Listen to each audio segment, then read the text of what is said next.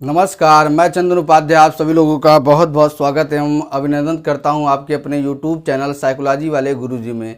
आज की क्लास में हम एमए फर्स्ट सेमेस्टर के सिलेबस के हिसाब से जिस महत्वपूर्ण टॉपिक पे बात करने वाले हैं वह है गहराई का प्रत्यक्षीकरण। तो आज हम जानेंगे कि गहराई प्रत्यक्षीकरण क्या होता है, किसी वस्तु का व्यक्ति प्रत्यक्षीकरण कैसे करता है, इसके बारे में हम समझेंगे, इसलिए आप लोग वीडियो को पूरा देखिएगा। तो आइए शुरू करते हैं क्लास को, समझते हैं कि गहराई प्रत्यक्षीकरण क्या है। देखिए, जो हमारे दृष्टिपटल पर प्रतिबिंब बनता है उसमें मात्र दो ही बीमा होते हैं, जिसे एक बीमा लंबाई तथा दूसरी बीमा चौड़ाई होती है। और दृष्टिपटल यानी रेटिना पे बनने वाला जो प्रतिबिंब होता है वो कागज़ पे बनने वाले चित्र के बिल्कुल समरूप होता है, जिसमें केवल लंबाई एवं चौड़ाई होती है। जैसे कि हमने एक चित्र बना दिया आयत का, तो इसमें आप देखेंगे कि दो ही बीमा है, एक बीमा लंबाई का और एक बीमा चौड़ाई का है। ठीक है, तो इस हिसाब से हमें किसी वस्तु की लंबाई एवं चौड़ाई का ही ज्ञान होना चाहिए, परंतु ऐसा नहीं होता है। हमें वस्तु की लंबाई एवं चौड़ाई के ज्ञान होने के साथ ही साथ वस्तु की दूरी, उसकी मोटाई, उसकी सघनता इत्यादि का भी ज्ञान होता है। इसे हम त्रिविमी प्रत्यक्षीकरण कहते हैं और इसको ही हम गहराई प्रत्यक्षीकरण कहते हैं। गहराई प्रत्यक्षीकरण क्या होता है, इसको समझने के लिए एक परिभाषा को हम देख लेते हैं, जिससे हमें गहराई प्रत्यक्षीकरण क्या है और भी स्पष्ट हो जाएगा। देखिए, मॉर्गन 1986 कहते हैं कि गहराई के प्रत्यक्षीकरण से तात्पर्य निरीक्षक यानी कि जो प्रत्यक्षीकरण कर रहा है किसी व्यक्ति, वस्तु या घटना का, से वस्तुओं की सापेक्ष दूरी के प्रत्यक्षीकरण से है। यानी कि मॉर्गन का कहना है कि जब हम किसी वस्तु की दूरी और मोटाई और सघनता और वो वस्तु किस दिशा में इत्यादि का ज्ञान कर लेते हैं या इत्यादि का प्रत्यक्षीकरण कर लेते हैं, तो इसे हम क्या कहते हैं, इसे हम गहराई प्रत्यक्षीकरण कहते हैं। और गहराई प्रत्यक्षीकरण या त्रिविमी प्रत्यक्षीकरण में वस्तुओं में मोटाई, सघनता तथा दूरी का प्रत्यक्षीकरण कुछ संकेतों के आधार पर होता है। इन संकेतों को दो भागों में बांटा गया है, पहला एक नेत्रीय संकेत, दूसरा द्विनेत्रीय संकेत। तो पहले हम एक नेत्रीय संकेत क्या होता है इसके बारे में बात कर लेते हैं। जैसा कि इसके शब्द से स्पष्ट है, एक नेत्रीय संकेत मतलब एक आँख से सीखा गया संकेत क्या है, एक नेत्रीय संकेत होता है। एक नेत्रीय संकेत उन संकेतों को कहा जाता है जिन्हें एक ही आँख द्वारा ग्रहण किया जा सकता है। इसे व्यक्ति अपने अनुभव से सीखता है।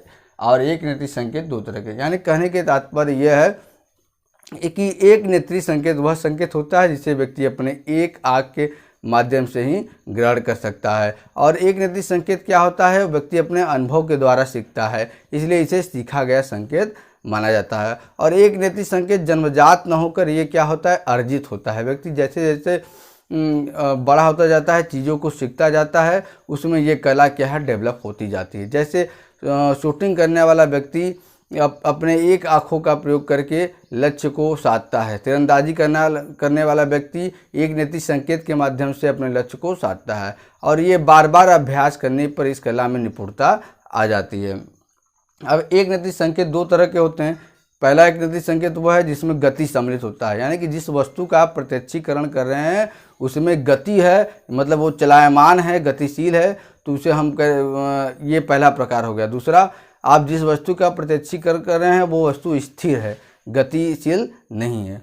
तो जिस वस्तु में क्या है, गति सम्मिलित नहीं है, उसके निम्नलिखित प्रकार हैं, इसको हम देख लेते हैं। सबसे पहला है हस्तक्षेप, यानी कि जब कोई दो वस्तु एक ही स्थिति में हो, साथ ही साथ अपारदर्शी हो, तो जो आगे की वस्तु है पीछे की वस्तु की कुछ हिस्से या भाग को प्रायः छिपा लेती है, इसे हम हस्तक्षेप का संकेत कहते हैं।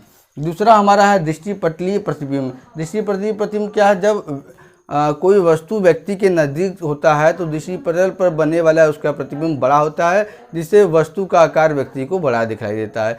इस संबंध में इटेल्सन एवं किलपैट्रिक ने एक प्रयोग किया, जिसमें उन्होंने क्या है, हवा से भरे दो बैलून को समान दूरी पे लटका दिया और प्रयोजक को यह बतलाना था कि कौन सा जो है बैलून समीप है। और इन बैलूनों में उन्होंने क्या किया कि एक बैलून को छोटा रखा, एक बैलून का आकार बड़ा कर दिया गया और कमरा क्या है, कमरे में अंधेरा कर दिया गया। जब प्रयोग से पूछा गया तो प्रयोग ने क्या है, बड़े वाले गुब्बारे को नज़दीक बताया। तो इससे सिद्ध होता है कि दृष्टिपटल पे बनने वाले प्रतिबिंब भी किसी वस्तु के गहराई का अंदाज़ा इससे हम लगाते हैं।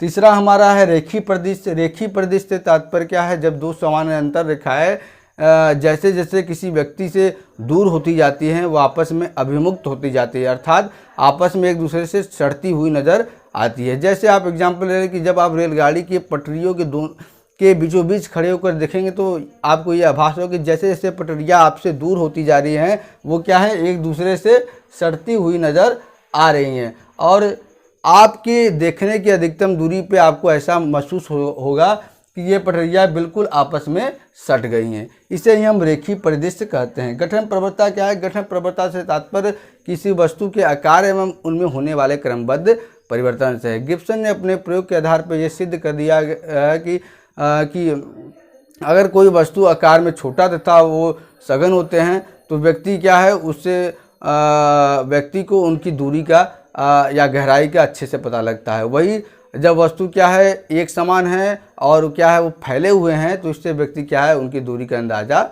नहीं लगा पाता है। अगला हमारा है छाया। छाया से क्या तात्पर्य है कि एक वस्तु का दूसरे वस्तु पे पड़ने वाली छाया से हम उसके बारे में गहराई प्रत्यक्षीकरण आसानी से कर लेते हैं। जैसे कि जब एक वस्तु का दूसरे वस्तु पे छाया पड़ेगा तो आप उससे अंदाज़ा लगा सकते हैं कि वो वस्तु या व्यक्ति आपसे कितनी दूरी पे है या किस दिशा में है। इसे छाया का संकेत कहा जाता है। अगला है वायवीय परिदृश्य। वायवीय परिदृश्य का भी तात्पर्य क्या है, रोशनी से है। जैसे जैसे कोई व्यक्ति के दृष्टिपटल से दूर होता जाता है, वातावरण में उपस्थित नमी एवं धूलकण के कारण वह जो वस्तु है धुंधला अस्पष्ट हो जाता है। जैसे वातावरण में उपस्थित पेड़ पौधे मकान इत्यादि जैसे व्यक्ति के दृष्टिपटल से दूर होते जाते हैं वो क्या है, वातावरण में नमी एवं धूलकण के कारण व्यक्ति को अस्पष्ट एवं धुंधली दिखाई देते हैं। तो इसे हम क्या कहते हैं, वायवीय परिदृश्य। अगला है गति। गति के आधार पर भी हम किसी वस्तु के बारे में गहराई प्रत्यक्षीकरण आसानी से पता कर सकते हैं और इसे हम गति लंबन कहते हैं। जैसे रेलगाड़ी जब चलती है तो रेलगाड़ी से खिड़की के बाहर से आप देखेंगे तो आपको ये पता लगेगा कि जो निकट की वस्तुएं हैं वो विपरीत दिशा में भागती हुई आ रही हैं और जो दूर की वस्तुएं हैं ट्रेन जिस दिशा में चल रही है उस दिशा में वो भागती नज़र आ रही हैं। जबकि होता यह है कि वस्तुएं स्थिर होती हैं लेकिन जो ट्रेन है वो चलायमान होता है। तो ये गति के संकेत के हिसाब से होता है।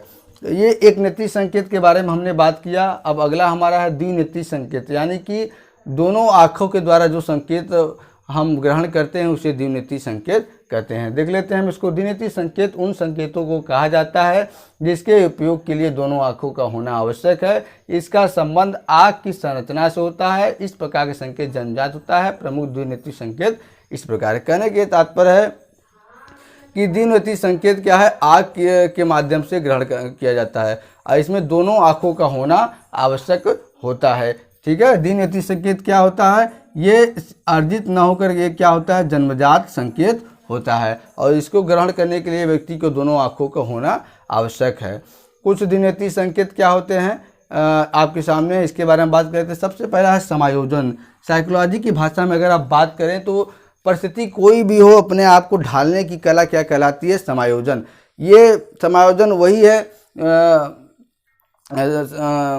दृष्टिपटल पे भी या रेटिना पे भी वही है, लेकिन क्या है थोड़ा सा अलग है। देखिए हमारे आँख का जो लेंस होता है उसमें छोटे होने और बड़े होने का गुण पाया जाता है। जब व्यक्ति किसी नज़दीक की वस्तु को देखता है तो हमारा लेंस क्या है, छोटा हो जाता है और उसकी वक्रता या मोटाई क्या है, बढ़ जाती है। तो इसे मोटाई और वक्रता बढ़ जाती है जिससे आपके जो आप चीज़ का प्रत्यक्षीकरण कर रहे हैं उसकी दृष्टिपटल पर प्रतिमा ठीक बनती है, जिससे आप उसका अच्छे से प्रत्यक्षीकरण कर लेते हैं। लेकिन वही जब हम कोई किसी दूर की वस्तु को देखते हैं तो क्या है, हमारा लेंस बड़ा हो जाता है और उसकी मोटाई एवं वक्रता क्या है, छोटी हो जाती है और वो छोटी होकर पतली हो जाती है, जिससे क्या है दृष्टिपटल पर उसकी प्रतिमा ठीक से बनती है और आप उसकी क्या है दूरी का प्रत्यक्षीकरण अच्छे से कर लेते हैं। तो आपके लेंस में छोटा होने और बड़े होने का ये जो गुण है उसे हम क्या है दूरी प्रत्यक्षीकरण करते हैं और ये विशेष मांसपेशियों द्वारा निर्धारित होती है, जिससे हम क्या कहते हैं सिलियरी मांसपेशियों द्वारा ये निर्धारित होती है। अगला हमारा है अभिबिंदुता तथा अपसारिता। अभिबिंदुता तथा अपसारिता नेत्र गोलक यानी कि आईबाल से संबंधित होता है। जैसे ये आँख है, ये आँख में क्या है, इसको हम नेत्र गोलक कहते हैं। देखिए जब व्यक्ति दूर की वस्तु को देखता है तो जब व्यक्ति दूर की वस्तुओं को देखता है या जब व्यक्ति नज़दीक की वस्तु को देखता है तो दोनों आँखें क्या होते हैं, वो नाक की तरफ घूमती हैं। ठीक है, इसे हम क्या कहते हैं, अभिबंधुता कहते हैं। वही जब कोई व्यक्ति दूर की वस्तुओं को देखता है तो दोनों आँखों के नेत्रगोलक क्या है, बाहर की तरफ, यानी कि बाईं आँख का नेत्रगोलक बाएं कान की तरफ और दाईं आँख का नेत्रगोलक दाएं कान की तरफ घूमता है, जिससे क्या है, हमें वस्तु की दूरी का पता लगता है। और इसे हम क्या कहते हैं, अपसारिता कहते हैं। तो आप यह कह सकते हैं कि अभिबिंदुता के माध्यम से हमें वस्तु की समीपता का अंदाजा पता या प्रतिचित्रण होता है और अपसारिता के माध्यम से हमें वस्तु की दूरी का पता लगता है। अगला हमारा अच्छी पटलीय विभिन्नता। देखिए अच्छी पटलीय विभिन्नता क्या है, जब व्यक्ति किसी वस्तु को देखता है तो उसकी प्रतिमा दोनों आँखों के दृष्टिपटल पर अलग अलग बनता है। यानी कि जब व्यक्ति किसी वस्तु को देखेगा तो उसकी दोनों आँखों पर जो उसकी दृष्टिपटल पर जो उसका प्रतिमा बनता है वो अलग अलग बनता है और उन दोनों प्रतिमाओं में क्या है, भिन्नता पाई जाती है। इसे ही क्या है, अच्छी पटलीय विभिन्नता कहा जाता है। ठीक है, जब कोई व्यक्ति से जैसे जैसे दूर होता जाता है अच्छी पटलीय विभिन्नता कम होती जाती है और जैसे जैसे नज़दीक आता जाता है वैसे वैसे क्या है, अच्छी पटलीय विभिन्नता बढ़ती जाती है। तो आज की क्लास में हमने गहराई प्रतिचित्रण क्या होता है, इसके कितने प्रकार होते हैं, इसके बारे में हमने समझने का प्रयास किया और इस टॉपिक से संबंधित हैंड रिटन नोट्स का लिंक मैं डिस्क्रिप्शन बॉक्स में डाल दूंगा, जहां से जाके आप अपने नोट्स को मेंटेन कर सकते हैं। आज की क्लास में इतना ही, मिलते हैं हम अपने अगले क्लास में, तब तक के लिए आपका बहुत बहुत धन्यवाद।